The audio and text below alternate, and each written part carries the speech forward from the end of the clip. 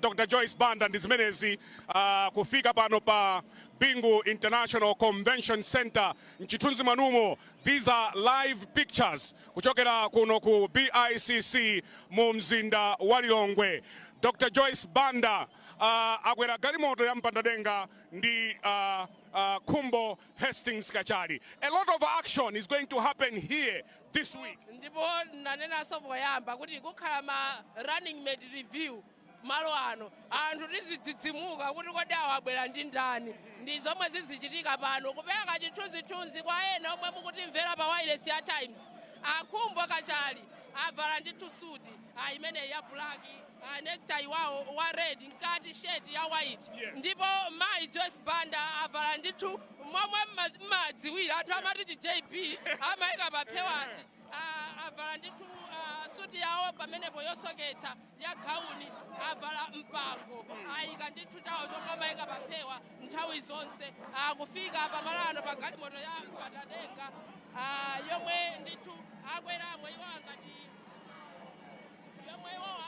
ndithu ngati former president ali ndi apolisi ndithu onse kumbuyo kwawo chifukwa Kumbo Kachali ndi former vice president iwo ndi former president onse ali ndi apolisi ndithu kumbuyo kwawo security.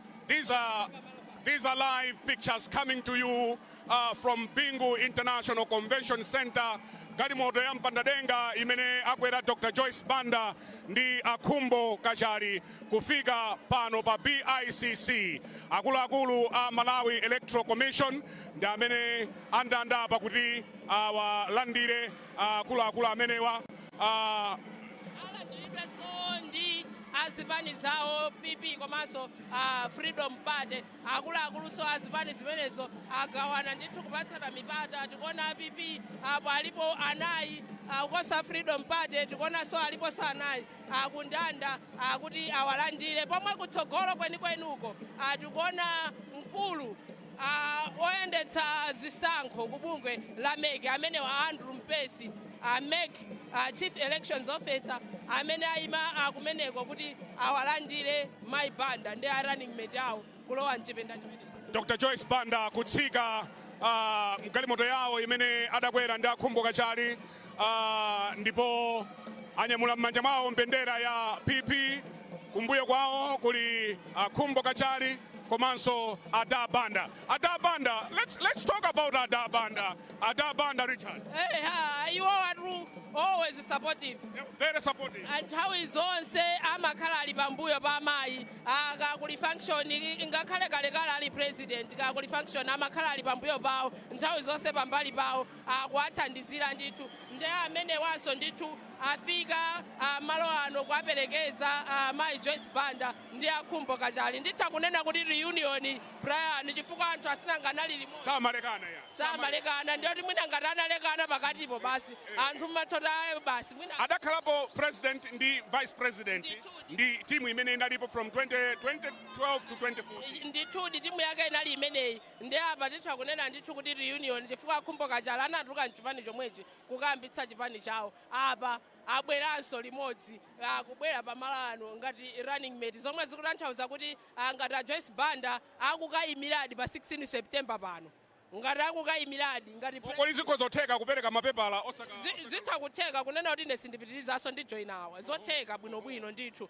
ndiye ngati Joyce Banda akukayimiradi pa 16 September pano Brian tiyembekeze ndithu kuti akakhale ndi Kumbo Kachali ngati vice wawo komanso ngati Joyce Banda atawina chisankho cha pa 16 September tiyembekeze ndithu the same team that was there zaka zimene watchulazi Brian. Ndi mmene tikuchitira kuno ku BICC mu mzinda wa Lilongwe. Alendo athu oyamba afika pano achedwa ndi wanawa komanso ndinene kuti alendo athu oyambawa sanatichite shoku kwenikweni anatipatsa masigns. The signs will be there.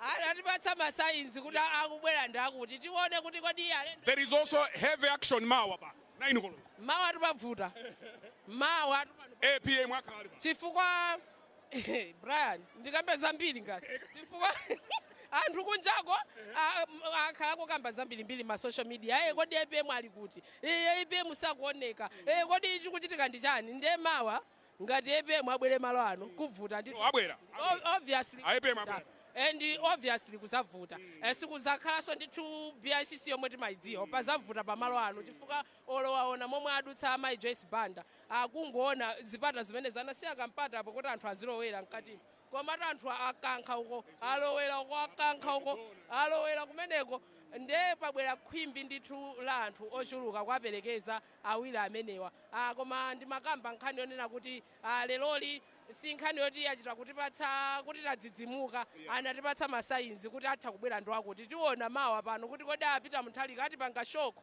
ngati momwe anatipangira 2019 pajaso tunawo nde amakonda zozizimutsa kuti atizidzimutsaso kuti azamutengera munthu pa roundabout yake iti kapena achokanaye ku nyumba ngati momwe achokera Banda tiona mawa ndi mmene tikuchitira pano pa BICC pabwera anthu osiyanasiyana kuphatikiza azimayi awa. Amayi mwachokera kuti?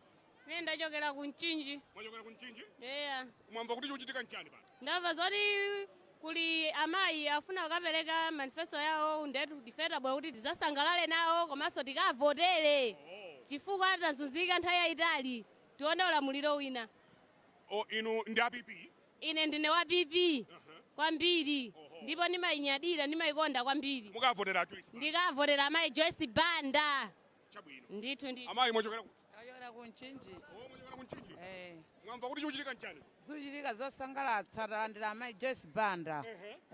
Ine ndithu ndine wa amayi wa Joyce Banda moti voti yanga nukapatsa amayi. Voti yanu mukapatsa amayi? Amayi. Chifukwa chani mukapatsa amayi? Tufutiri sinthe tioneko zina. Mufuna muone zina?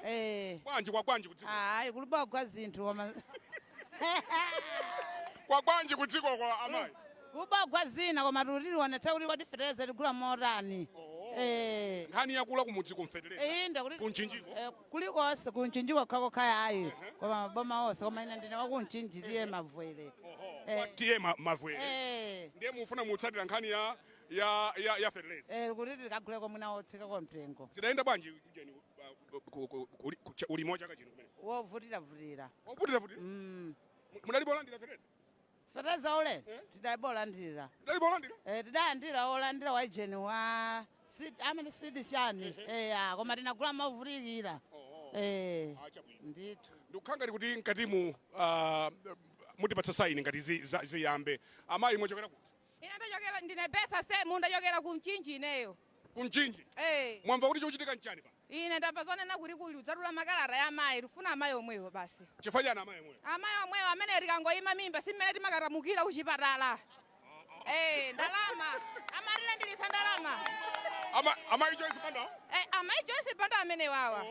Adafika poti wawa nda apapa kukhwela chirungu chaka ku Mchinji kumeneko. Uchita chirungu? Chirungu ndithu. Ndathokoza kwambiri. Ena mwa anthu amene amayi mwachokera kuti? Kuonenga inu simunachene bwanji uje? Ndilibe. Bwanji? Ayi basi nthawi imene ndipapanga nkuti ndili kuchipatala ndi mwana. Koma naona kuti amayiwa ndipita bwalo ndibe ndi uniform. Fani simunachene? Nkhotakota. Mwachokera nkhotakota? Kwa Malenga Chazi. Fumu Chimbuto. Akuti bwanji anthu kumeneko kwa Malenga? Ndithu akufuna amayiwa. Chifukwa cha ntchito zawo. Chifukwa kuchipatala timalandire wabwino kwa basi. Uchembere wabwino. Amayi Joyce Banda? Amayi Joyce Banda. Amausa malani? Kwambiri. Njimenda bwera bozi nebe ndandigube. Chabwino. Ndithu baba. Ndathokoza. Tikuperekeni I don't know tisanamalize kafe a few words zukhanga tikuyamba mkatimu. Zeka hapa mpando a Malawi Legal Commission Justice Anabe Ontali Manja ma commissioners chokera ku Malawi Legal Commission make chief elections officer Mr. Andrew Mpesi ndi management yosi ya ku Malawi Legal Commission mundulole mauno kuti malo mwanu ndi walandire former president Her Excellency Dr. Joyce Banda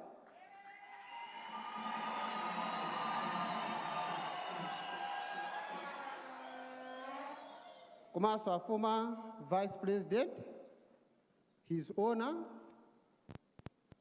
Mr. Honorable Hastings Kachali,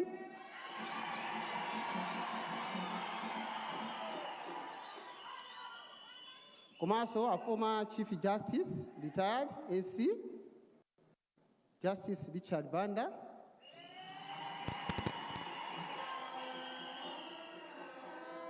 Secretary General for People's Party, Honorable Ben Chakame, ndi atsogoleri onse a chipani cha People's Party, mwapaderaso atsogoleri onse a zipani zimene muli muno takulandirani ku mwambo wa lero.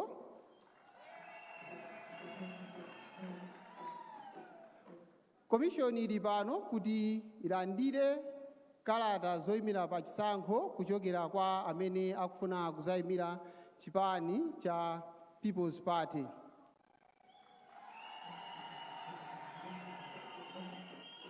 Ndiye pokhala kuti Malawi ndi dziko lopa Mulungu, mundilole ndiyitane mayi Beatrice Chirwa kuti azapemphere. Zikomo kwambiri.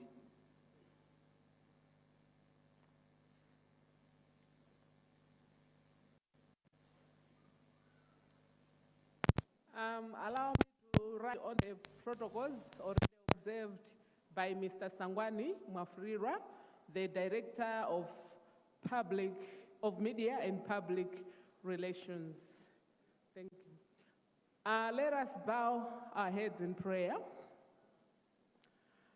Atate mu dzina lopambana la Yesu Khristu, tikutamandani, tikweza dzina lanu, landirani ulemu. Yehova Mulungu wanga tikuthokozani kuti mwatilola kubwera malo ano. Tikupemphani Ambuye mukhale nafe kuyambira lero kufika pa 30 pamene tidzamaliza kulandira ma nomination papers from the aspiring presidents. Ambuye Mulungu wanga ndikufuna tiime pa mawu opezeka pa Matthew 7 verse 7 pamene buku lanu loyera limanena kuti tikagogoda muzatisegulira, tikapempha muzatipasa, ndipo tikafunafuna tidzapeza. Yehova Mulungu wanga tabwera pamaso panu kupempha bata komanso mtendere pa nthawi imeneyi imene bungwe lathu la Malawi Electoral Commission tikukonzekera kuyendetsa zisankho pa September 16, 2025. Yehova Mulungu wanga tikukutamandani chifukwa cha zipani zonse zimene zaonesa kuti zikufuna ziyimire nawo.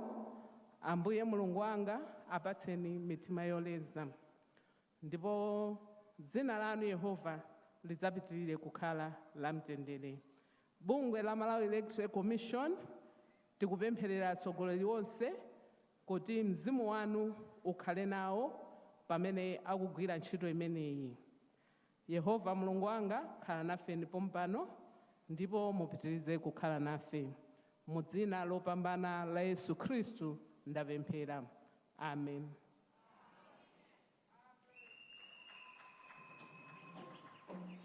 Zikomo kwambiri chifukwa cha pemphero limenelo. Tikupitirira ndi mwambo wathu ndi aitane bambo Andrew Mpesi amene ali a Chief Elections Officer ku Malawi Electoral Commission kuti azatipase malonje, ationesere ma commissioners athu komanso alandire a candidate. Zikomo. Zikomo kwambiri bambo Sangwani Mwafrirwa amene mukuyendetsa mwambo uno. Olemekezeka Mayi Justice Manja amene muli wa mpando wa bungwe loyendetsa zisankho kuno ku Malawi. Olemekezeka ma commissioners onse a bungwe loyendetsa zisankho.